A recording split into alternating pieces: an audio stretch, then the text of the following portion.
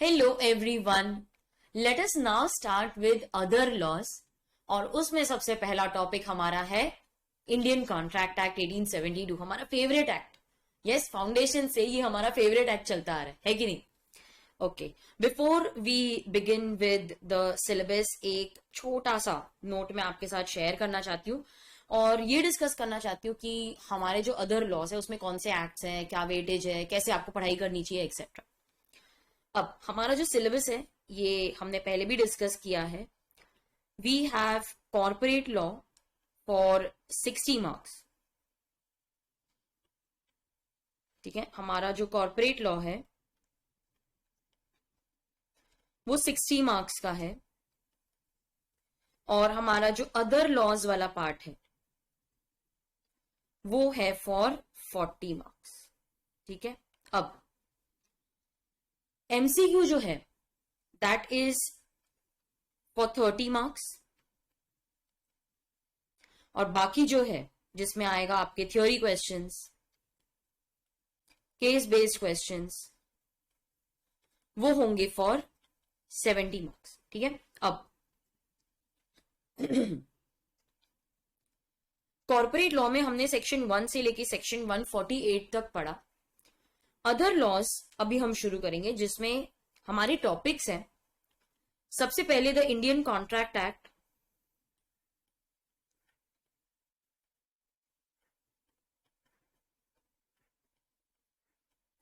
(1872).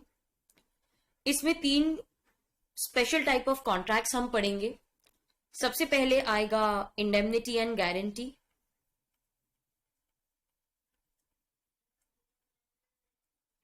Bailment and plays and agency. अब आपको याद होगा मैंने फाउंडेशन में आपको बताया था कि हमारा जो कॉन्ट्रैक्ट एक्ट है वो पहले बहुत वास्ट था. उसमें contract, sale of goods, partnership, सबके सेक्शंस थे. फिर धीरे धीरे सबको अलग कर दिया. तो सेक्शन 1 से लेकर 75 तक हमने सीए फाउंडेशन में पढ़ा था. सेक्शन 76 से लेके 123 related to sale of goods वो हमने अलग कर दिया and we form the sale of goods act 1930. फिर सेक्शन 124 से लेके 238 तक वापस कॉन्ट्रैक्ट एक्ट का ही पार्ट है अभी भी और ये हम पढ़ेंगे अब inter.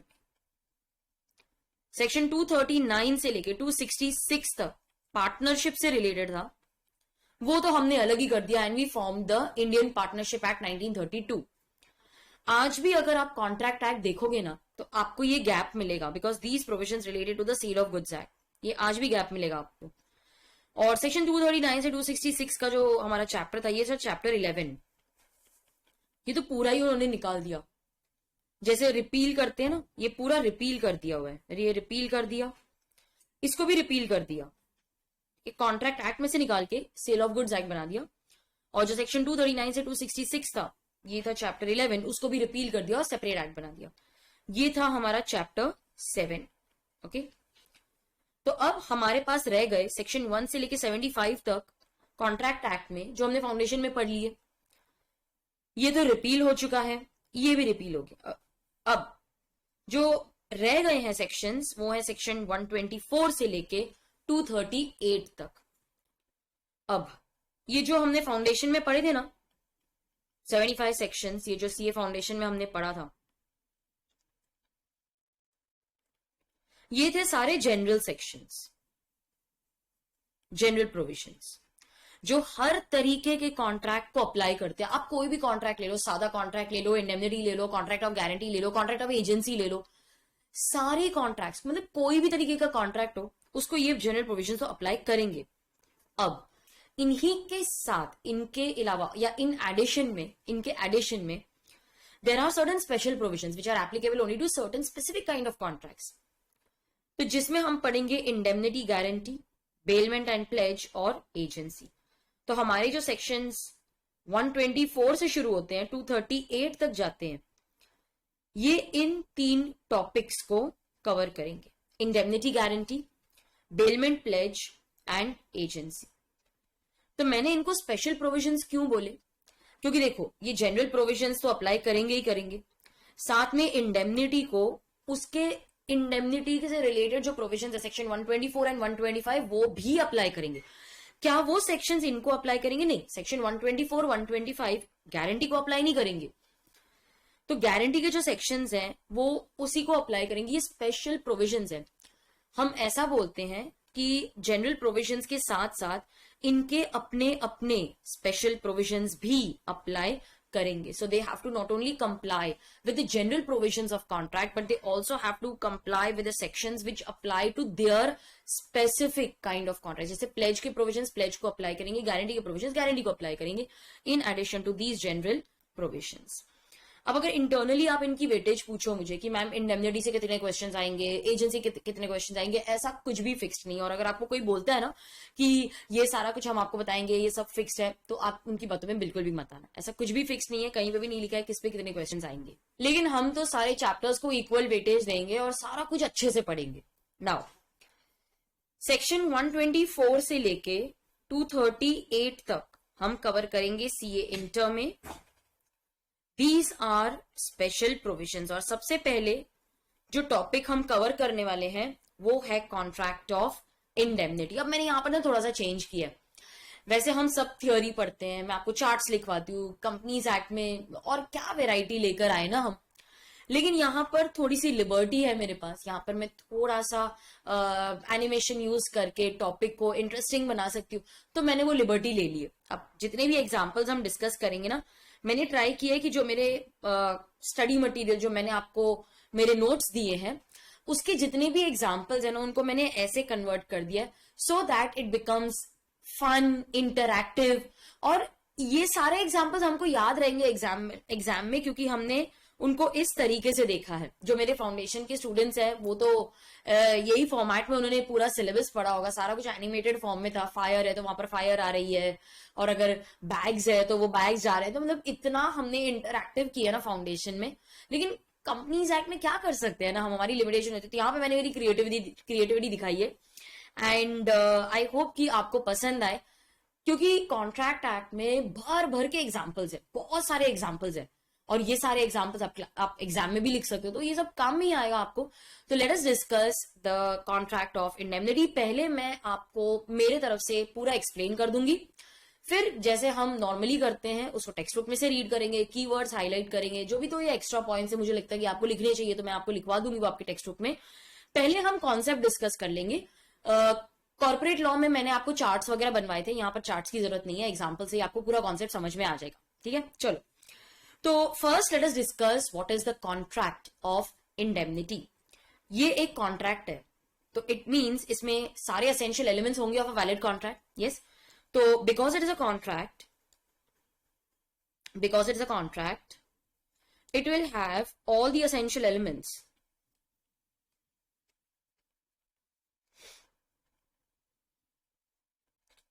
of a valid contract। ये तो हमने पहले भी पढ़ा था कि एक कॉन्ट्रैक्ट ऑफ, हम तो स्पेशल प्रोविजंस पढ़ रहे हैं, इसका ये मतलब नहीं है कि हम जनरल प्रोविजंस भूल जाए, वो तो अप्लाई होगा ही होगा ना। इसमें सारे essential elements of a valid contract present होंगे। Now what is the meaning of indemnity? Indemnity means to compensate. ये आप लिख लो, आपके टेक्स्ट बुक में आप लिखोगे इंडेमनिटी मीन्स टू कॉम्पेंसेट और टू मेक गुड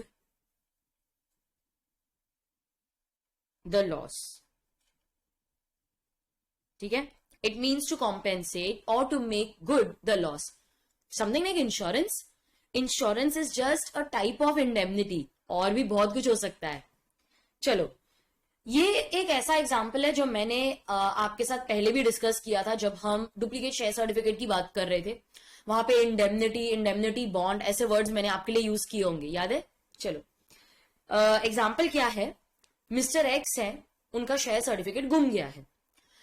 चोरी हो सकता है, आग लगी, बर्न हो गया, कुछ भी हो सकता है। वो कंपनी के पास अप्लाई करते हैं for a duplicate share certificate. अब कंपनी बोलती है क्या हो गया, कैसे गुम गया? आग लग गई मेरे यहाँ पे, सब जल गया, शेयर सर्टिफिकेट भी जल गया, प्लीज आप मुझे डुप्लीकेट शेयर सर्टिफिकेट इशू करोगे क्या? अब कंपनी बोलती है वाकई में आग लगी थी क्या, वाकई में सब जल गया था, हाँ हाँ आप देख के आप आओ, वहां पे एक सर्वेयर भी आया था, मेरा इंश्योरेंस का कॉन्ट्रैक्ट है, वो सर्वेयर आया था, उसने सब सर्वे किया था, मेरे पास सारे डॉक्यूमेंट्स है, आग लगी थी। अब कंपनी सोच रही है कि ठीक है आग लगी होगी, हो सकता है, लेकिन क्या प्रूफ है कि इसके शेयर सर्टिफिकेट्स घर पे ही पड़े थे और वो सारे जल गए, ऐसा भी तो हो सकता है, उसने लॉकर में रखा था, शेयर सर्टिफिकेट सारे इंटैक्ट पड़े हुए हैं और बस ये मौके का फायदा उठा रहा है, हाँ भाई ये जल गया, मेरे शेयर सर्टिफिकेट भी जल गया, अब मुझे डुप्लीकेट शेयर सर्टिफिकेट इशू करो। तो ऐसा हो जाएगा कि ओरिजिनल तो इसके पास है ही है और ये हमसे डुप्लीकेट भी ले लेगा। ओरिजिनल शेयर सर्टिफिकेट मान लो वो दे देता है मिस्टर वाई को और डुप्लीकेट वो ट्रांसफर कर देता है मिस्टर जेड को। अब एक ही शेयर के दो ओनर्स तो नहीं हो सकते ना, हम कैसे विश्वास कर ले उस पे। तो कंपनी अपना ये कंसर्न इसको बताती है कि देख हमको तेरे पे विश्वास है, ऐसी कोई बात नहीं है, लेकिन हम क्या करें, हमारा तो काम है डाउट करना। व्हाट इफ वाकई में तेरे घर पे आग लगी थी, लेकिन तेरे अगर ओरिजिनल शेयर सर्टिफिकेट जले ही नहीं, वो तेरे पास पड़े हैं, तो हमारे पास क्या प्रूफ रहेगा ना, हम तो डुप्लीकेट तेरे को इशू कर देंगे। अब तू ओरिजिनल भी किसी और के नाम पे ट्रांसफर करवा लेगा, ये भी ट्रांसफर कर, हमको थोड़ी ना याद होता है कि किसके पास से क्या डॉक्यूमेंट्स आए, हम तो ट्रांसफर कर देते हैं। तो ये बोलते हैं नहीं नहीं मैं ऐसे चीट थोड़ी ना करूंगा। कंपनी बोलती देख हम चांस नहीं ले सकते, तू भूल जा, तेरे को डुप्लीकेट नहीं देंगे। तो एक्स एक आइडिया बोलते हैं, देखो सुनो कंपनी एक काम करते हैं, मैं ना आपको एक इंडेमनिटी साइन करके देता हूं। इंडेमनिटी मतलब आपको डर है ना कि कल को मैंने ये शेयर्स दो लोगों के नाम पे ट्रांसफर कर दिए। अब हमने बहुत ही रिसेंटली पढ़ा था in case of transfer and transmission share certificate में भी मैंने आपको बताया था कि जो शेयर सर्टिफिकेट होता है इट सर्टिफाइज, उसमें लिखा होता है this is to hereby certify that, वो सर्टिफाई करता है, मतलब कंपनी अपने तरफ से एक सर्टिफिकेशन दे रही है कि जिसका नाम उस शेयर सर्टिफिकेट पे लिखा है वो ओनर है और हम बोल रहे हैं कि वो ओनर है। कल को अगर उसको ओनरशिप राइट नहीं मिली तो हम उसको कॉम्पेंसेट करेंगे। ये एक इनडायरेक्ट प्रॉमिस कर देती है company to the shareholder, जिसको भी वो शेयर सर्टिफिकेट दे रही है, ये इनडायरेक्ट प्रॉमिस है कि हम सर्टिफाई करते हैं कि जिसका नाम लिखा है वो ओनर है और उसने जो पैसे लिखे हैं उतना पेड अप किया है। अगर कल को कंपनी तुम्हारा ये शेयर सर्टिफिकेट कैंसिल कर देती है then company will have to compensate you. तो कंपनी ने अगर मिस्टर वाई या मिस्टर जेड के नाम पे वो शेयर्स ट्रांसफर कर लिए, बाद में कंपनी जाके बोलती है अरे नहीं भाई गलती हो गई, उसके पास ओरिजिनल भी पड़ा था, डुप्लीकेट भी उसने ले लिया, अब दो लोगों को कैसे हम शेयर्स दे दे, तो तुम्हारे शेयर्स हम कैंसिल कर रहे हैं।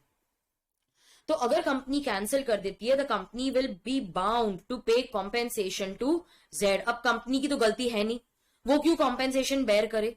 तो वो एक्स को बोलती है हाँ ठीक है तू बता रहा था ना इंडेमनिटी, बोल तू क्या करेगा।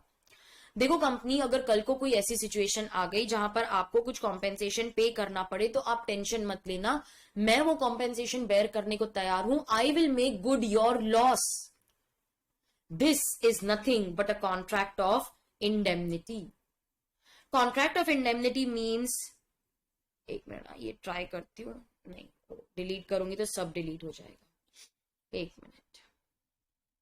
यस मैं ये आपसे क्वेश्चन पूछने वाली थी, मेरे लिए भी ये न्यू है, मुझे भी पता नहीं मैंने क्या क्या हाइड किया हुआ है आपको पूछने के लिए। चलो ठीक है अभी निकाल दिया तो बता ही देती हूँ। आई थॉट हम ये इरेज करके मैं एग्जाम्पल रिवाइज कर लूंगी आपसे, जो हाइड किया हुआ था, जो आपसे क्वेश्चन पूछने थे वही डिस्क्लोज कर दिए, चलो कोई बात नहीं।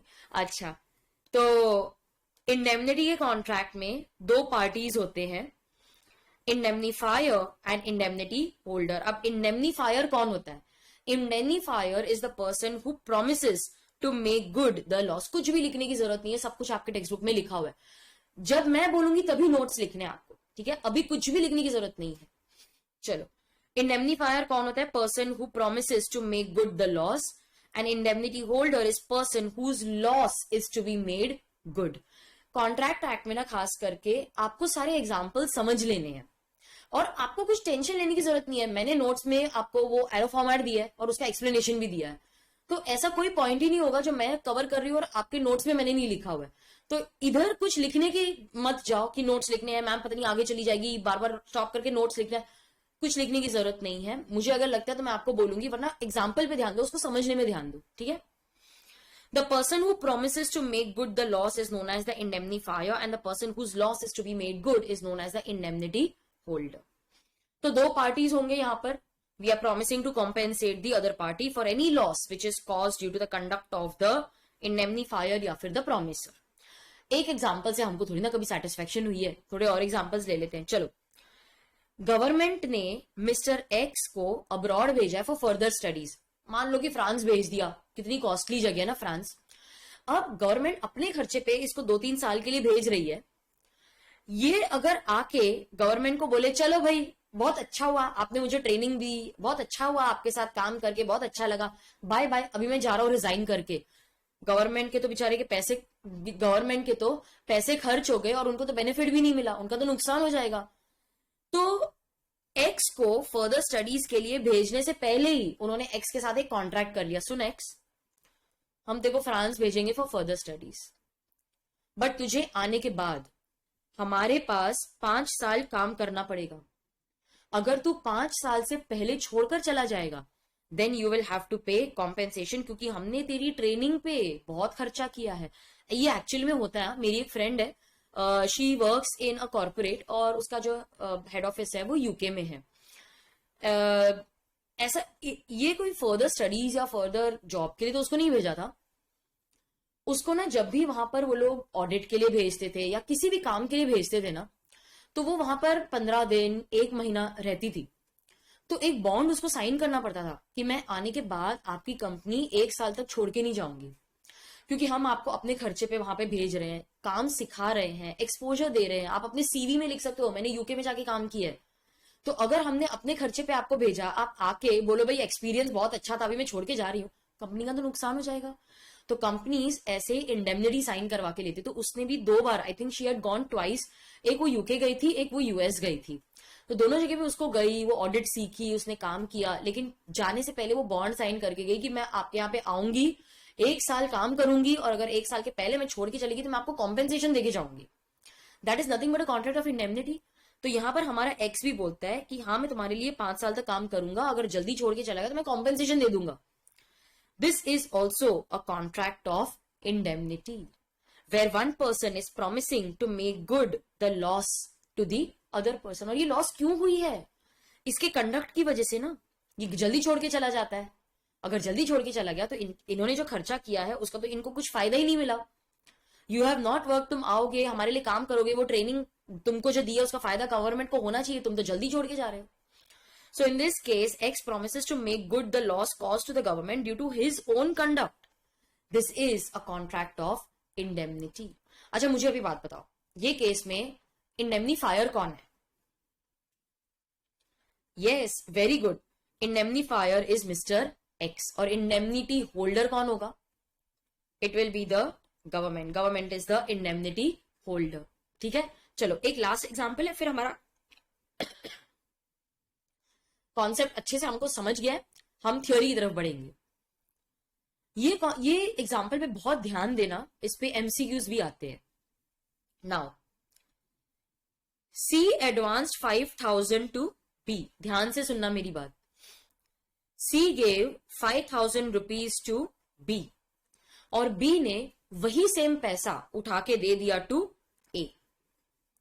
बी ए को बोलते हैं देख ए, तूने मुझे टाइम पे पेमेंट कर देना, क्योंकि तू जब पेमेंट करेगा तब जाके मैं ये पेमेंट सी को दे पाऊंगा। अगर तूने पेमेंट नहीं की तो मैं सी को कुछ भी नहीं दूंगा, सी मेरे पे केस कर देगा फॉर रिकवरी। ध्यान से सुनो, C gave money to B, B gave that same amount to A. B ने ए से कहा देख भाई तू मुझे पेमेंट टाइम पे कर देना, क्योंकि तू मुझे पैसे देगा तब मैं जाके सी को दूंगा। अगर तूने मुझे पैसे नहीं दिए मैं सी को पेमेंट नहीं कर पाऊंगा, वो मेरे पे केस कर देगा और केस के खर्चे उठाने की ताकत मेरे में नहीं है। ए बोलता है तू टेंशन क्यों लेता है, मैं हूं ना, मैं तेरे को टाइम पे दे दूंगा, और अगर नहीं दिया मैंने, इसने तेरे पे केस कर भी दिया, मैं सारा खर्चा उठा लूंगा, तू टेंशन मत ले, तू दे मुझे पैसे दे चल। सो ए promises to indemnify B against the consequences of the case filed by C। बोलता है तू टेंशन मत ले, जो भी तेरे कॉन्सिक्वेंसेस, जो भी तेरा खर्चा होगा ना उस केस से रिलेटेड, वो मैं दे दूंगा। अब आपको लगेगा कि मैम ऐसा कौन हेल्प करता है, या कौन ऐसा बोलेगा कि नहीं तेरा जो खर्चा होगा मैं कर दूंगा। सिचुएशन की बात होती है। ऐसा भी हो सकता है कि बी उसको पैसे नहीं दे रहा था और ए ने बोला अरे तू पैसे देना, तेरी क्या टेंशन है, बोलते हैं नहीं, अगर मैंने सी को नहीं दिए वो मेरे पे केस कर देगा और केस का खर्चा उठाने के लिए मेरे पास ताकत नहीं है। तो ए ने इससे पैसे लेने के लिए एक प्रॉमिस कर दिया, अरे तेरा केस का ही खर्चा होगा ना, मेरा दोस्त लॉयर है, जो भी तेरा खर्चा होगा वो मैं देख लूंगा, दे चल, मुझे अर्जेंट नीड है पैसे की। कोई भी सिचुएशन हो सकती है ना। So in this case A promises to make good the loss of B, और B को ये लॉस क्यों हुआ है, सी ने केस किया, उससे डैमेजेस रिकवर करेंगे तो लॉस हो जाएगा ना, तो वो लॉस ए बेयर करेगा। ठीक है, ये केस में कॉन्ट्रैक्ट ऑफ इंडेमनिटी कौन से पार्टीज के बीच में, बी एंड ए। इंडेमनीफायर कौन है, पहले इंडेमनीफायर की बात बताओ, इंडेमनीफायर कौन है, मिस्टर ए, और इंडेमनिटी होल्डर कौन है, मिस्टर बी। तो A is the indemnifier, B is the indemnity holder. अब बात ऐसी हो गई कि सी ने वाकई में केस फाइल कर दिया, तो अब बी क्या करेगा, बी जाएगा ए से पैसे लेगा और वो सी को दे देगा। ठीक है, बी क्या करेगा, मैं लिख देती हूं, बी जाएगा ए से पैसे रिकवर करेगा और वो सी को जाके दे देगा। मॉड्यूल में कुछ और भी लिखा है और उस पे एमसीक्यू आते हैं। This is a contract of indemnity, yes you agree, आप मानते हो कि नहीं। अब देखो, इन दिस केस अगर बी पैसे नहीं दे पाता, ठीक है, अगर बी पैसे नहीं दे पाता तो क्या सी डायरेक्टली ए से रिकवर कर सकता है, लॉ बोलता है हाँ, आई एग्री, सी और ए का कोई कॉन्ट्रैक्ट नहीं है, यहां पर C will be stranger to contract, लेकिन ए ने इंडेमनीफायर होने का प्रॉमिस तो किया है ना, I will make good the loss. So in this case law बोलता है that this is a contract of indemnity, C you can go and directly recover the money from A. ठीक है, तो यहां पर सी ए से डायरेक्टली पैसे रिकवर कर सकता है। अब यही सारा कुछ हम आपके टेक्स्ट बुक में से पढ़ लेंगे।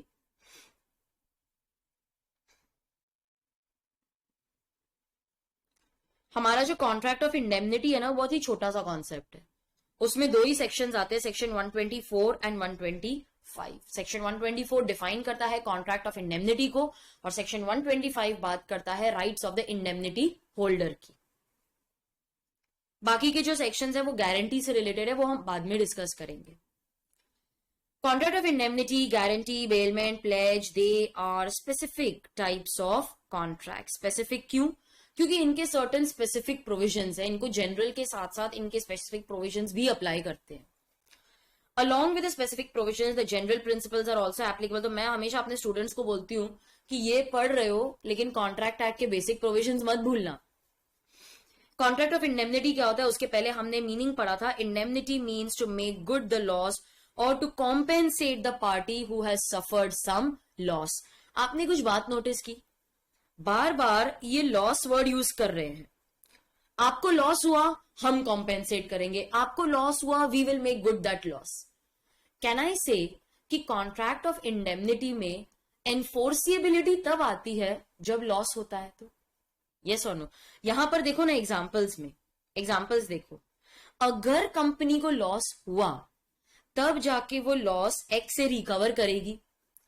अगर लॉस ही नहीं होता है, मतलब कोई थर्ड पर्सन ओनरशिप क्लेम करने आता ही नहीं है, तो क्या ये कॉन्ट्रैक्ट ऑफ इंडेमनिटी कभी भी एनफोर्स होगा, कभी भी जाके हम कॉम्पेंसेशन लेने चाहेंगे? नहीं, लॉस होगा तब जाके इंडेमनीफायर की लायबिलिटी अराइज होगी ना।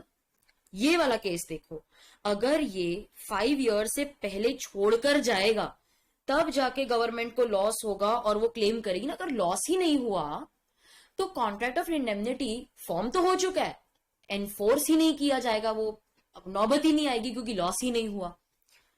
मतलब लॉस हो सकता है, लॉस नहीं भी हो सकता है।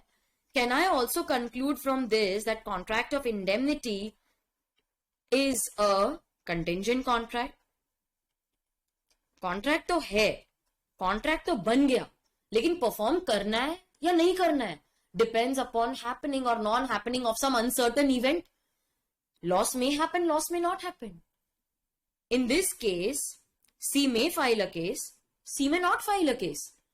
अगर वो केस करता है और B को लॉस होगा तब जाके वो A से रिकवर करेगा। अगर C ने केस ही नहीं किया तो B को लॉस हुआ ही नहीं, तो ए की जो लायबिलिटी है वो अराइज ही नहीं होगी, उसकी ऑब्लिगेशन अराइज ही नहीं होगी. So contract of indemnity is a contingent contract. Section 124 कैसे डिफाइन करता है? देखो, सेक्शन 124, ये सेक्शन नंबर आपको याद रखना है. Contract of indemnity is a contract. It means इसमें सारे कॉन्ट्रैक्ट के एसेंशियल एलिमेंट्स आने चाहिए. डेफिनेशन में से ही मुझे सारे फीचर्स ऑफ इंडेमनिटी मिल जाएंगे. तो कॉन्ट्रैक्ट है, इसमें सारे कॉन्ट्रैक्ट के फीचर्स होने चाहिए. Whereby one party promises to save the other, ठीक है, save the other from loss caused to him by the conduct of the promisor himself or by the conduct of any other person. Break करके पढ़ लेते हैं. ये एक contract है, इसका मतलब है इसमें सारे essential elements of a valid contract present होने चाहिए. Whereby one party promises to save the other. तो can I say I need two parties? क्योंकि कॉन्ट्रैक्ट बना रहे हो भाई, अपने साथ तो कॉन्ट्रैक्ट कर नहीं सकते. कॉन्ट्रैक्ट के लिए मिनिमम 2 पार्टीज तो चाहिए मुझे. So it is a contract whereby one party promises to compensate the other, promises to save the other from loss. Loss होना बहुत जरूरी है. Loss होगा तभी वो contract of indemnity बनेगा. I am saving you from loss मतलब मैं तुमको बचा रही हूं. कैसे? अगर हमने तुमको compensate करने का promise नहीं किया होता तो तुमको loss हो जाता है कि नहीं. अगर यहां पर एक्स ने प्रॉमिस नहीं किया होता कि हाँ भाई तुमको जो नुकसान होगा वो मैं दे दूंगा, तो कंपनी को नुकसान हो जाता.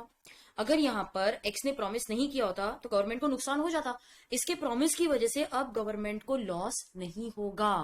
तो in this case we are trying to save the other from the loss. अगर हमने ये कॉन्ट्रैक्ट नहीं किया होता ना इंडेमनिटी का, अगर हमने तुमको प्रॉमिस नहीं किया होता कि हम तुमको कॉम्पेंसेट करेंगे, तो तुमको बहुत हेवी लॉस हो जाना था. तो हमने सेव किया है. और ये लॉस किसकी वजह से हुआ है? हमारी वजह से ही तो हो रहा है. By conduct of the promisor himself or by conduct of any other person. Insurance के जो कॉन्ट्रैक्ट्स हैं वो एक्सप्रेसली डेफिनेशन में कवर्ड नहीं है. क्यों? क्योंकि इंश्योरेंस के कॉन्ट्रैक्ट्स में लॉस पर्सन की वजह से हो सकता है, नेचुरल कैलामिटी की वजह से भी तो हो सकता है. मेरे घर पे चोरी हो गई तो मेरे वजह से तो लॉस नहीं हुआ है, किसी और की वजह से लॉस हुआ है. That insurance contract is considered as a contract of indemnity. Yes, क्यों? क्योंकि इंश्योरेंस कंपनी मुझे कॉम्पेंसेट करने का प्रॉमिस कर रही है. अच्छा, फायर अकर्ड. अब फायर किसी की गलती की वजह से भी हो सकता है कि मैंने कुछ जलता हुआ रह गया, वो पर्दे में आग लग गई और पूरा रूम जल गया, सारा सामान जल गया. लेकिन वो नेचुरली भी तो हो सकता है, लाइटनिंग की वजह से भी तो लॉस हो सकती है. तो हमारी जो डेफिनेशन है ना वो बहुत ही नैरो है in its scope. It covers only that loss which is caused by the conduct of either the promisor himself or any other person. मतलब सिर्फ वो पर्सन से हुए गए लॉस को कवर करने का प्रोविजन करती है. हमारी डेफिनेशन इतनी नैरो है कि उसमें नेचुरल कैलामिटीज से आए हुए जो लॉसेज है उनको कवर ही नहीं किया है. तो मैम क्या insurance contracts contract of indemnity नहीं होंगे? होंगे, but not as per the definition. They are considered as contract of indemnity by applying equitable principles. Equitable principles क्या होते हैं? Principles of good faith and justice. ये जो है ना, ये आपको कॉन्ट्रैक्ट एक्ट में तो मिलेगा ही नहीं. ठीक है, कॉन्ट्रैक्ट एक्ट में नहीं है. ये सारे इक्विटेबल प्रिंसिपल्स को अप्लाई करके किया है, इसीलिए आपको उसका आंसर मिल जाएगा आपके आंसर टू क्वेश्चन 4 में. थोड़ा पीछे जाओ, देखो ये पेज पे 205 पे थोड़ा सा पीछे जाओ. यस, अब आपको क्वेश्चन 4 मिला, उसका आंसर हम पढ़ लेते हैं. The contract of insurance is not fully covered under the contract of indemnity. Is it correct और incorrect? Yes, it is definitely correct. The contract of insurance is not fully covered by the contract of indemnity because the contract of indemnity covers only those contracts where the loss is caused due to conduct of a person.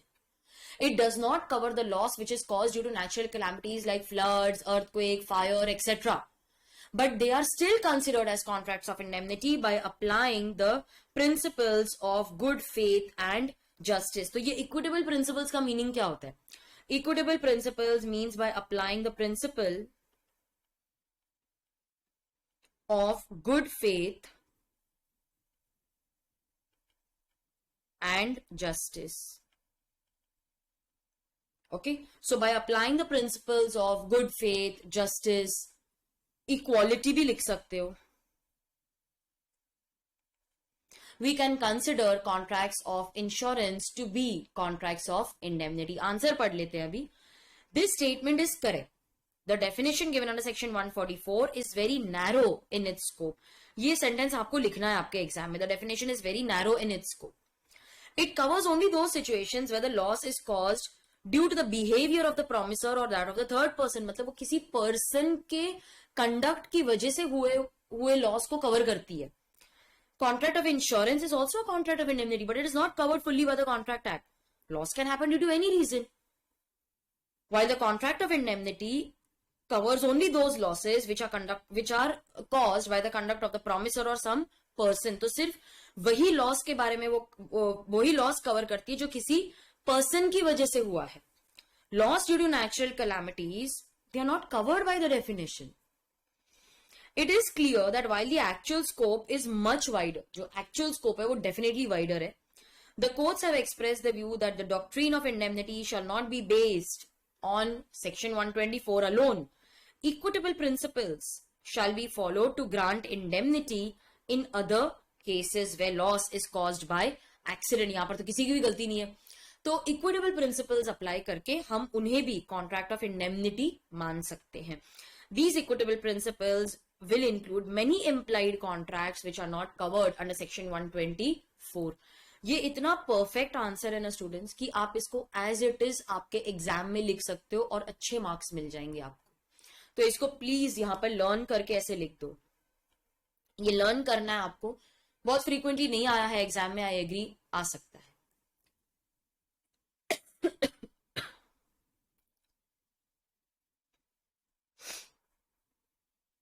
Okay, ये वही 3 examples है जो मैंने आपको करवाए. 2 parties चाहिए मुझे. Indemnifier is a person who promises to make good the loss. तो जो प्रॉमिस करता है वो indemnifier. And the person whose loss will be made good. ठीक है, whose loss is to be made good. ये मेरे कीवर्ड्स है, ये मेरे आंसर में आने ही चाहिए. Whose loss will be made good, they are known as indemnity. That person is known as indemnity holder. ये एक मेजर पॉइंट ऑफ डिफरेंस है between contract of indemnity and contract of guarantee. Contract of indemnity में 2 parties होते हैं, indemnifier और indemnity holder. Contract of guarantee में 3 parties होते हैं, principal, debtor, creditor and surety. Next जो हमारा सेक्शन है वो है सेक्शन 125. मैंने तो आपको बताया था 2 ही तो सेक्शंस है, सेक्शन 124 एंड 125. सेक्शन 125 बात कर लेता है the rights of indemnity holder के बारे में. बस इंडेमनिटी होल्डर की बात की जा रही है. What about the rights of indemnifier? देखो, इंडेमनीफायर की तो राइट्स के बारे में कुछ बात ही नहीं की है हमने. तो इंडेमनीफायर की जो राइट्स है वो एक्चुअली कॉन्ट्रैक्ट एक्ट में कवर्ड ही नहीं है. ओके, तो आप लिख सकते हो अगर आपको चाहिए तो. हम सिर्फ इंडेमनिटी होल्डर की बात कर रहे हैं, इंडेमनीफायर की तो बात ही नहीं की है यहां पर. So, rights of indemnifier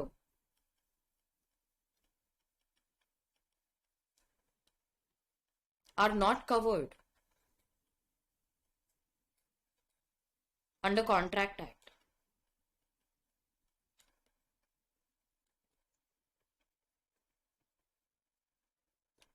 Provisions of surety, section 141 shall apply.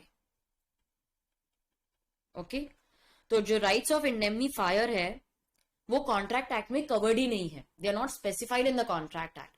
The provisions of surety जो हम बाद में पढ़ने वाले हैं सेक्शन 141, दे विल अप्लाई. ठीक है, ये एग्जाम में नहीं आएगा आपको, ये सिर्फ आपके नॉलेज के लिए है. अच्छा, इंडेमनिटी होल्डर कौन होता है? Whose loss is to be made good. Okay, तो उनके क्या राइट्स हैं? What are the rights of indemnity holder? अब यही सेम एग्जाम्पल ले लेते जो हमने पहले किया था. इसको इरेज कर देती हूं.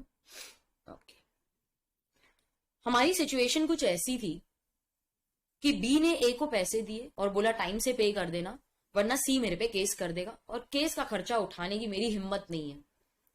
ए बोलता है तू टेंशन मत ले, तुझे जो भी पैसे देने होंगे ना मैं बेयर कर लूंगा. अब सी ने वाकई में बी के अगेंस्ट केस कर लिया. तो इंडेमनिटी होल्डर की राइट्स क्या होंगी? वो क्या रिकवर कर सकता है फ्रॉम द इंडेमनीफायर। तो यहां पर लॉ बोलता है इंडेमनिटी होल्डर तूने जो भी डैमेजेस पे किए होंगे। अब डैमेजेस क्या होता है, हमने कॉन्ट्रैक्ट एक्ट में पढ़ा था ना, तुमने प्रॉमिस किया था कि 100 रुपए में गुड्स दोगे, अब तुमने देने से मना कर दिया, मेरे को मार्केट जाना पड़ा, द प्राइस इंक्रीज टू 120, मुझे 20 रुपीज, ओके, मुझे 20 रुपीज पर यूनिट ज्यादा पे करना पड़ा ना। तो वो डैमेजेस जो हमने पे किए वो सारा कुछ हम इंडेमनीफायर से रिकवर कर सकते। तुमने प्रॉमिस किया था you will bear all the costs, okay, all the costs which the indemnity holder is compelled to pay in whatever bringing the suit or filing the case। अब ये कॉस्ट में क्या आएगा, इसमें कोर्ट की फीस आती है, ठीक है, कोर्ट फीस आ जाएगी, इसमें लॉयर का खर्चा होगा, लॉयर की फीस एंड अदर एक्सपेंसेस। कुछ भी फ्री में नहीं आता है। आपने बोला था आप मेरा सारा कॉम्पेंसेशन दे दोगे, उसको केस करने दे, कोई बात नहीं, अब केस लड़ने के लिए लॉयर तो अपॉइंट करना पड़ेगा, कोर्ट की फीस होती है, कोर्ट के चार्जेस होते हैं, बाकी बहुत सारा खर्चा होता है। अब जैसे कोर्ट रोज आने जाने का खर्चा, स्टेशनरी, प्रिंटिंग, वहां पे पियून को खिलाओ, बहुत खर्चा होता है फिर। अच्छा, लॉ ये भी बोलता है that you can recover any sums which you may have paid as a result of compromise. अब ये कॉम्प्रोमाइज क्या होता है, मुझे पता है केस हुआ था, अब केस अगर लड़ेंगे कोर्ट में टाइम जाएगा, बहुत सारा खर्चा होगा, तो पार्टीज कॉम्प्रोमाइज कर लेते हैं। चल कितने का क्लेम था, 20 लाख ना, 15 में सेटल कर लेते हैं। लेता है क्या, देख केस तू लड़ेगा मैं भी लड़ूंगी, तो पता नहीं कितना होगा, खर्चा होगा, टाइम जाएगा, 15 लाख में सेटल कर ले चल। तो इन दिस केस कभी कभार अगर कॉम्प्रोमाइज वाला सिचुएशन आता है, सो इन दैट केस जो भी पैसा मैंने तुमने बोला था केस करो, मैंने केस कर लिया यार, अभी और लड़ने की हिम्मत नहीं है, कर लेना कॉम्प्रोमाइज। तो जो भी कॉम्प्रोमाइज मैंने किया है, अब देखो ये केस में इसने बोला 5,000 रुपए देता, मैंने बोला यार छोड़ अभी तू मेरे पे केस मत कर, कितना है मैं तेरे को देता हूं ना, चल 4,000 में सेटल कर ले, 6,000। ये बोलता नहीं नहीं मैं तो तेरे से 5,000 लूंगा, तेरे से डैमेजेस भी लूंगा, मैं तेरे पे ये केस करूंगा वो केस करूंगा, 5 क्या मैं तेरे से 50,000 रुपए ले लूंगा। होता है ना, केस में ऐसे ही होता है, जितना लॉस होता है उससे ज्यादा का आप कॉम्पेंसेशन ले सकते हो। मेरा मेंटल बैलेंस अपसेट हो गया था, I was very disturb because of this, इसकी वजह से मेरा ये लॉस हो गया वो लॉस हो गया, आप कुछ भी बोल के केस कर सकते हो। अब 50,000 रुपीज का अगर वो केस करेगा, सिर्फ 5,000 था, 5,000 क्लेम था, वो बोलते नहीं नहीं मुझे ये लॉस हो गया वो लॉस हो गया, चलो 50,000 थोड़ा ज्यादा लग रहा है ना, 20,000 मांग रहा है, अरे यार मैंने तेरे से 5,000 का लोन लिया था, तू 20,000 ले रहा है मेरे से, चल कॉम्प्रोमाइज करते हैं ना प्लीज, थोड़ा तेरा थोड़ा मेरा, ठीक है एक काम करते हैं 12 में सेटल कर ले, चल 12 में से कॉम्प्रोमाइज कर लेते हैं। तो बी गया ए के पास, ए देख सुन केस लड़ेंगे ना, वो 20,000 मांग रहा है, 12 में सेटल करने को तैयार हुआ है वो, ठीक है 12 में कॉम्प्रोमाइज हो रहा है, कर लूं क्या। तो ए बोलता है कर ले, चल ठीक है कॉम्प्रोमाइज कर ले, तुझे क्या लग रहा है ठीक है ना, हाँ ठीक है। तो ये केस में जो भी कॉम्प्रोमाइज वाला सम है वो भी हम ए से क्लेम कर सकते हैं। तो क्या क्लेम कर सकते हैं, all the damages which he may be compelled to pay, ये मेरा कीवर्ड हो गया all the damages, all the cost, मैंने आपको क्या बताया कॉस्ट में क्या आएगा, अभी आप लिखोगे court fees,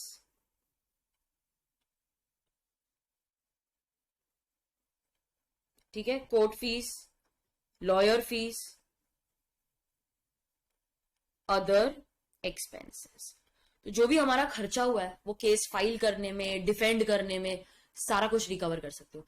all the sums which he may have paid under the terms of any compromise of the suit, compromise करने के लिए ताकि वो लंबा ना चले, तो वो केस में जो भी हमारा खर्चा हुआ है all that can be claimed from the indemnifier. तुमने प्रॉमिस किया था कि तुम दोगे, लेकिन ये क्लेम करने की हमारी सी थोड़ी सी कंडीशंस हो जाती हैं।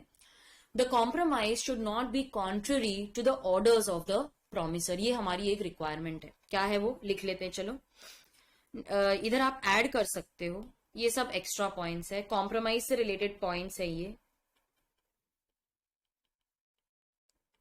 ठीक है। तो 2-3 ही एक्स्ट्रा पॉइंट्स होंगी, compromise can be claimed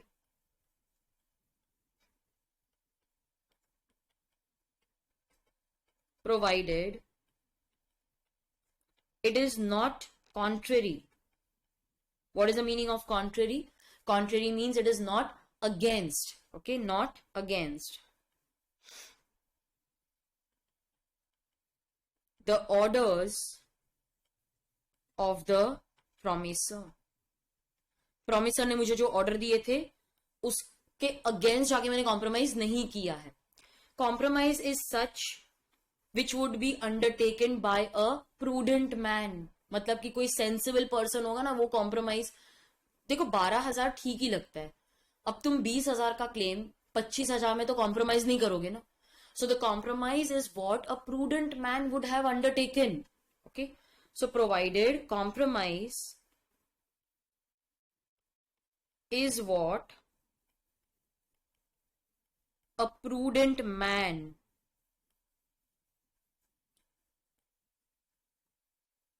would have undertaken. ठीक है. और थर्ड जो हमारी कंडीशन है वो ये है that promisor had authorized the promisee to the promisor had authorized him to compromise the suit. हमने ही उसको अथॉरिटी दी थी कि तू कर ले, तेरे हिसाब से कर ले, तुझे जो ठीक लगता है वो कर ले. वो ऑर्डर्स के अगेंस्ट नहीं थी. ठीक है. सो द promisor मतलब यहां पर indemnifier, promisor had authorized him to compromise the suit. अब ये ऑथराइजेशन क्यों चाहिए मुझे? बार बार आप वहां पर जज के सामने तो ये नहीं बोल सकते ना, जज सुनो एक मिनट मैं ए को कॉल करके आता हूं, मैं ए को पूछ के आता हूं, he is okay with this award. पहले ये सब डिसाइड हो जाना चाहिए. तो ये केस में हमने पहले ही उसको अथॉरिटी दी थी, कॉम्प्रोमाइज मिल रहा है, ठीक है कर ले. लेकिन वो करना जो प्रूडेंट मैन करता है. मैं वहां पर कोर्ट में प्रेजेंट नहीं रहूंगा और ये मेरे ऑर्डर्स के अगेंस्ट नहीं होना चाहिए. जैसे उसने बोला था कि इससे ज्यादा मत जाना, इससे कम में कुछ भी कर ले अमाउंट, मेरे को कोई फर्क नहीं पड़ता, मैंने तेरे को 12,000 की लिमिट दी है, तू 8,000 में कर, 12 में कर, 11 में कर. सो इन दिस केस सबसे पहले तो मुझे अथॉरिटी मिली, फिर मैंने वो अमाउंट पे क्लोज किया, कॉम्प्रोमाइज किया जो एक प्रूडेंट मैन करेगा.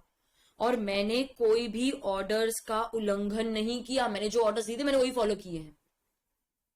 आप समझ रहे हो, ये पूरा सीक्वेंस है, वैसा लॉजिकल है कि मुझे अथॉरिटी दी गई थी, जैसा कोई प्रूडेंट मैन करता है मैंने वैसा ही किया, मैंने उसी के ऑर्डर्स फॉलो किए थे, तो हम कॉम्प्रोमाइज कर सकते हैं. ओके, चलो आगे बढ़ते हैं.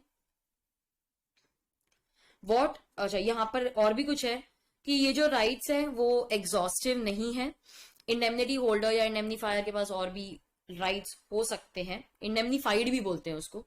इंडेमनिटी होल्डर या उसको हम इंडेमनीफाइड भी बोलते हैं. They have other rights also.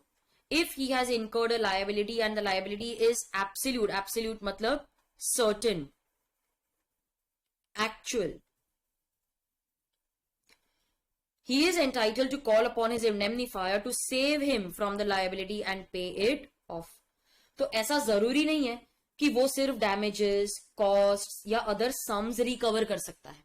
अगर और कुछ लायबिलिटी थी, वो एब्सोल्यूट थी, कोर्ट ने ऑर्डर्स दिए थे, इसने एक्चुअली में वो पे किया है, वो भी हम इंडेमनीफायर से रिकवर कर सकते हैं. तो ये मत समझना कि सिर्फ इतना ही कर सकते हैं, इनके अलावा भी कुछ और अगर सर्टेन है, एब्सोल्यूट है, तो वो भी रिकवर किया जा सकता है. What are the various modes of contract of indemnity? तो various modes हम एग्जाम्पल से ही समझेंगे. तो एग्जाम्पल्स हैं मेरे पास में.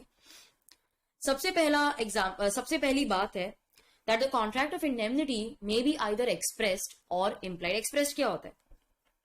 expressed होता है in words, हमने पढ़ा था ना, in words, oral और written. implied क्या होता है? implied होता है by action, conduct of the parties. yes, conduct या फिर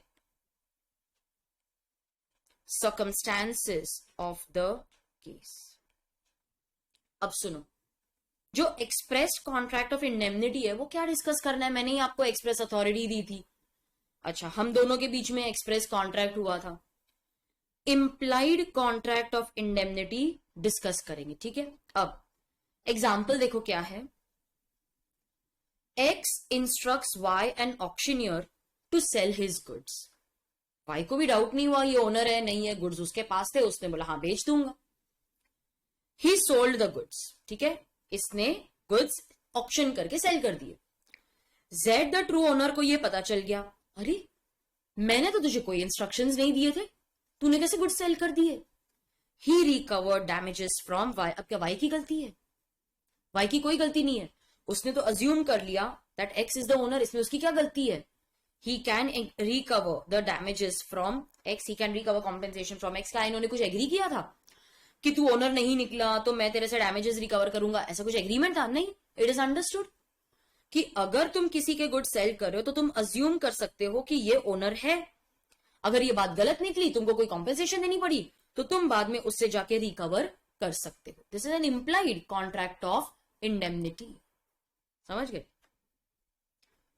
अच्छा, ये कॉन्ट्रैक्ट ऑफ इंडेमनिटी की बात हो रही है भाई, तो all the essential elements of a valid contract must be present. तो हमने पढ़ा था ना, two parties, proper offer, acceptance, consideration, object lawful होना चाहिए, कंसिडरेशन लॉफुल होनी चाहिए, पार्टीज कॉम्पिटेंट होनी चाहिए, सारा कुछ इसमें अप्लाई करेगा। अब एग्जाम्पल सुनो। X gives money to Y to go and destroy the shop of Z and then beat him. बोला उसकी शॉप डिस्ट्रॉय कर, फिर उसको बहुत पीटना। जेड ने कर दिया, वो सॉरी वाई ने वो काम कर दिया। बाद में उसको जेल वगैरह जाना पड़ा, तो खर्चा हो गया भाई, उसने खुद फिर बेल का अरेंजमेंट किया, तो जेल से बाहर आया।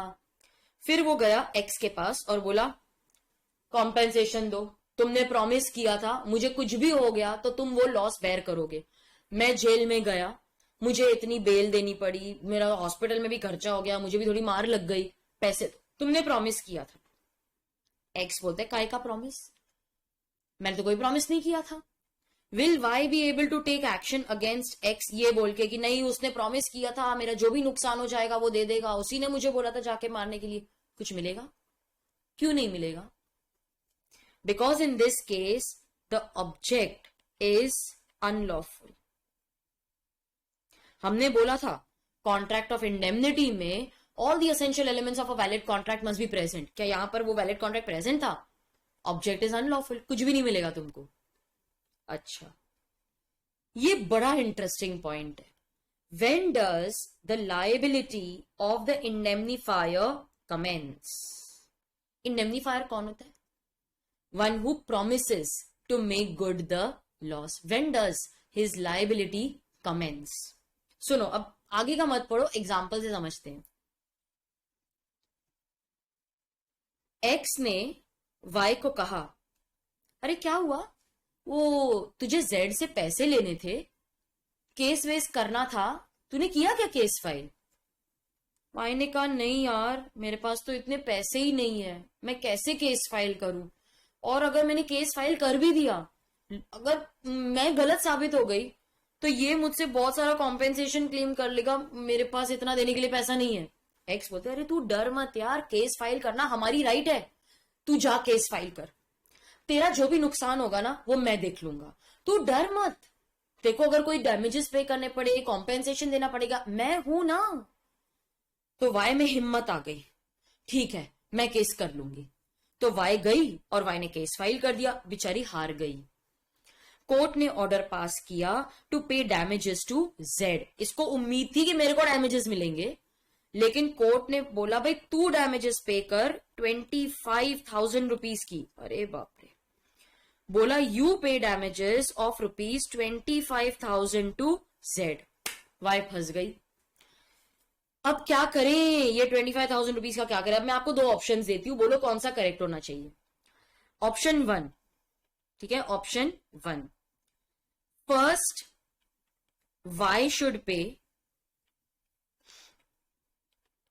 then recover from X. Option 2,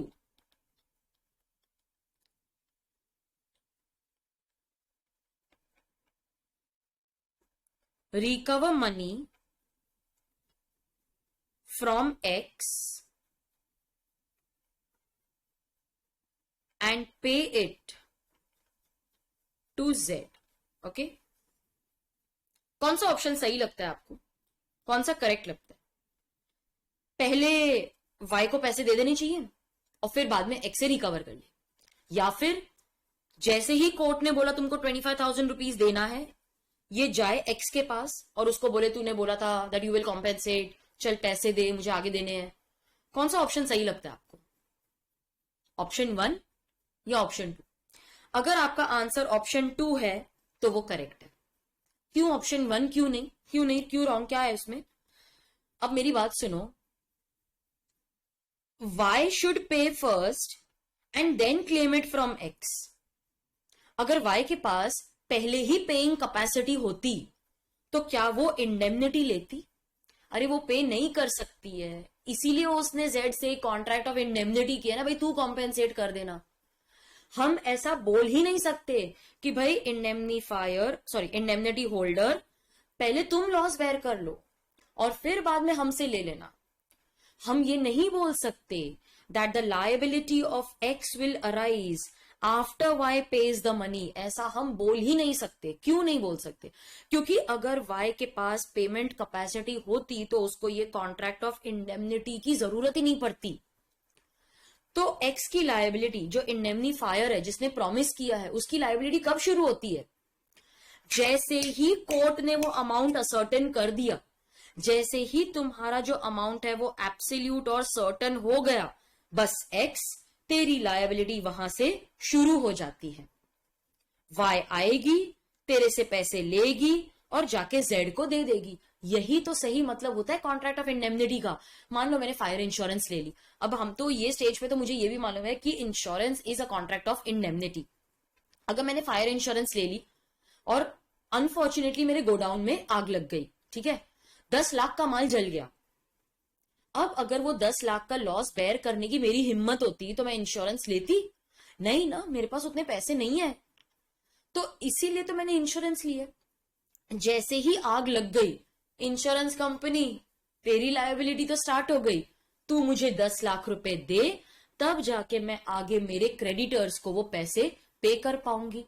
वो ये नहीं बोल सकता तुम पेमेंट कर दो बाद में हमसे ले लेना। नहीं नहीं नहीं, तुम्हारी लायबिलिटी तब स्टार्ट हो जाएगी जैसे ही मेरा जो लॉस है वो असर्टेन, फिक्स्ड या कुछ वो डिटर्मिन हो जाएगा। The liability of the indemnifier commences as soon as the liability of the indemnity holder, जैसे ये केस में Y, becomes absolute and certain। ठीक है, जैसे ही वो absolute हो गई, certain हो गई, हमारी liability शुरू हो जाएगी।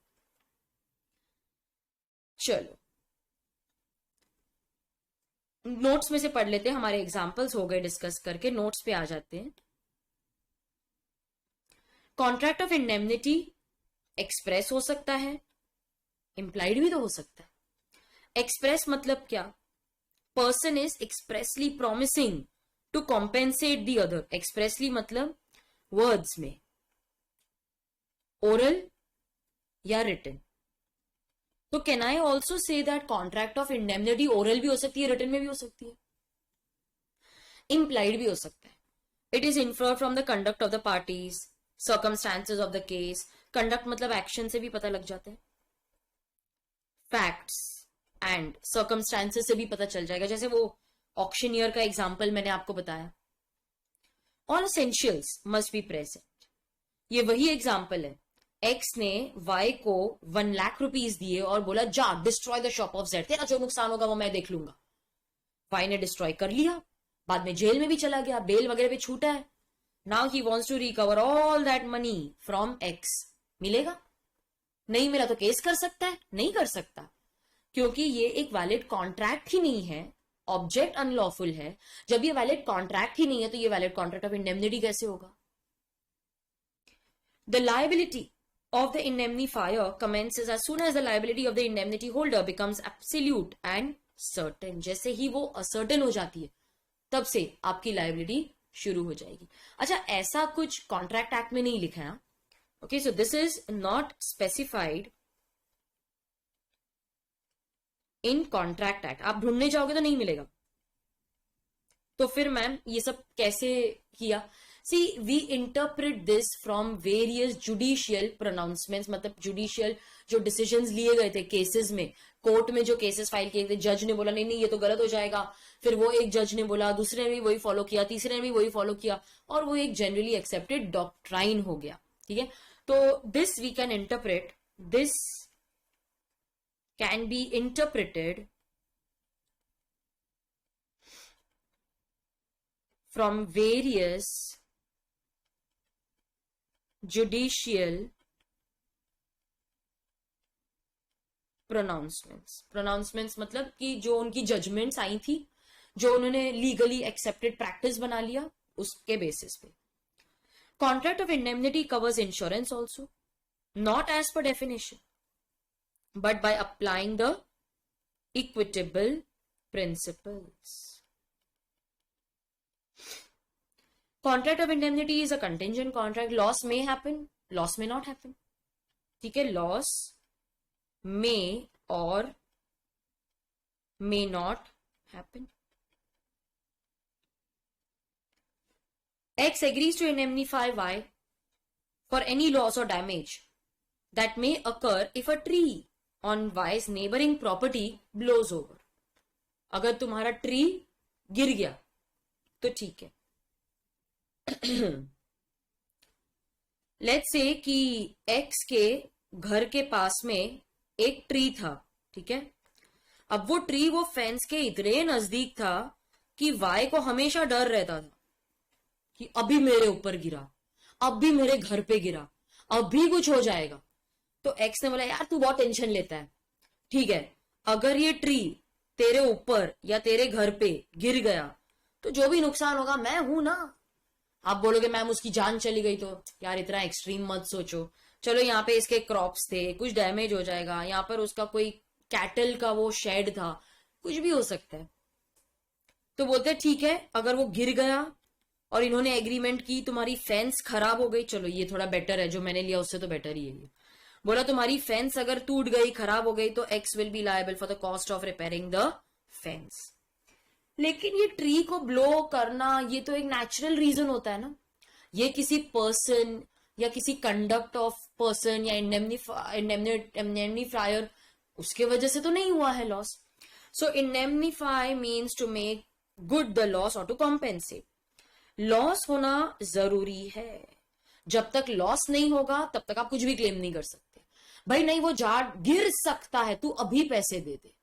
अरे जब वो गिरेगा, जब नुकसान होगा तब पैसे देंगे ना, अभी क्यों दे. The about definition restricts because it covers only that loss which is caused by the promisor himself और एनी अदर पर्सन. ठीक है, यहां पर तो पर्सन की बात ही नहीं हो रही है. लॉस कॉज्ड बाय एक्सीडेंट और प्रॉमिस और act of God is not covered. ये मॉड्यूल का आंसर है, लेकिन मैंने आपको क्या बताया है, it is not covered by the definition but it can be covered by applying the equitable principles of good faith, justice, equality. तो आप ऐड कर सकते हो, वो बेफिक्र ऐड कर सकते हो. ये एक बहुत ही परफेक्ट आंसर है, ये ऐसा ही कुछ इधर उधर से लिया हुआ नहीं है, ये आप आराम से एग्जाम में लिख सकते हो. A contracts to save B against the proceedings which C may take against B. ये क्या है, ये क्या है, this is a contract of indemnity. X asks Y to beat Z, बोलते तेरा जो भी नुकसान होगा वो मैं देख लूंगा. बीटिंग ये तो ऑब्जेक्ट अनलॉफुल है, not a valid contract of indemnity. एक छोटी सी पॉइंट है, वो भी एक्स्ट्रा है, डिस्कस कर लेते हैं, इंटरेस्टिंग है काफी. सुनो, फायर या मरीन इंश्योरेंस. मरीन इंश्योरेंस मतलब मेरे गुड्स शिप से जा रहे हैं, नुकसान हो सकता है, शिप डूब सकती है, गुड्स खराब हो सकते हैं ड्यू टू मॉइस्चर, कुछ भी हो सकता है. So an insurance contract of marine और fire insurance is a contract of indemnity. ठीक है, इंश्योरेंस कॉन्ट्रैक्ट ऑफ फायर और marine insurance is a contract of indemnity, but life insurance is not a contract of indemnity. ऐसा क्यों लिखा है? सोचो क्या हो सकता है, क्या हो सकता है इसमें। अब अगर फायर फायर अकर्स, ठीक है, तो मुझे पता है मेरे गोडाउन में 10 लाख के गुड्स पड़े थे, वो जल गए। I can quantify the loss. Marine insurance है, मुझे पता है मेरी शिप में 2 करोड़ का माल था, शिप डूब गई, 2 करोड़ का माल डूब गया। I can quantify the loss. लेकिन अगर मिस्टर एक्स है, ही डाइज, कैन आई से फैमिली को 10 लाख का लॉस हुआ है, फैमिली को 2 करोड़ का लॉस हुआ है। Can we quantify the loss caused by the death of a person? किसी की लाइफ को आप कैसे मेजर कर सकते हो? किसी के जाने की वजह से उसके जो फैमिली मेंबर्स हैं, फ्रेंड्स हैं, बिजनेस एसोसिएट्स हैं, जिनको भी जो भी लॉस हुआ है, वो आप मेजर कैसे कर सकते हो? नहीं कर सकते ना। इसीलिए हम बोलते हैं that it is not covered, it's not a contract of indemnity. लेकिन मैम लाइफ इंश्योरेंस तो होती है, लाइफ इंश्योरेंस में हम प्रीमियम भरते हैं।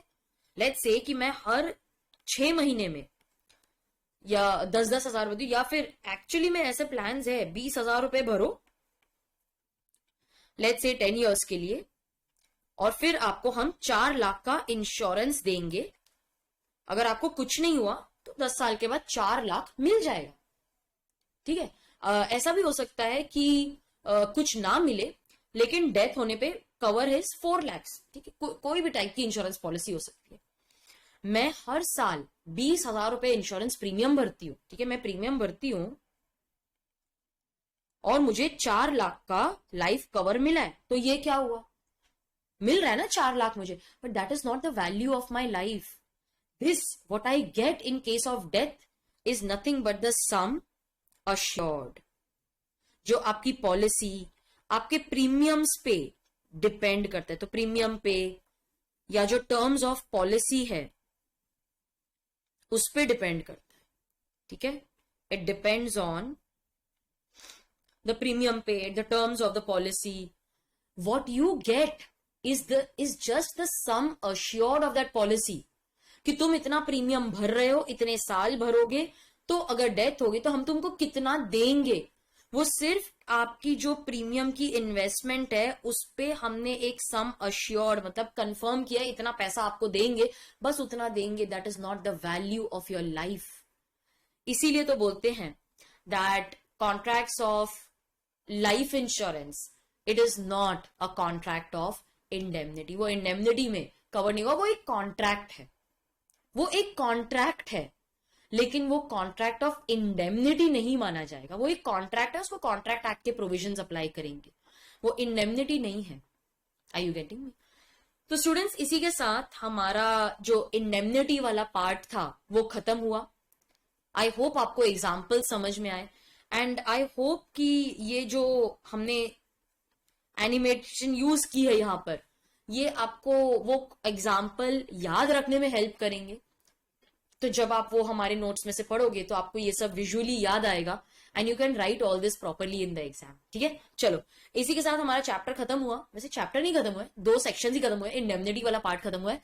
गारंटी तो अभी बाकी है मेरे पे, गारंटी अभी बाकी है। कोई डायलॉग नहीं मारती, जाती हूँ, लेक्चर एंड करते हैं, अगली बार मिलते हैं।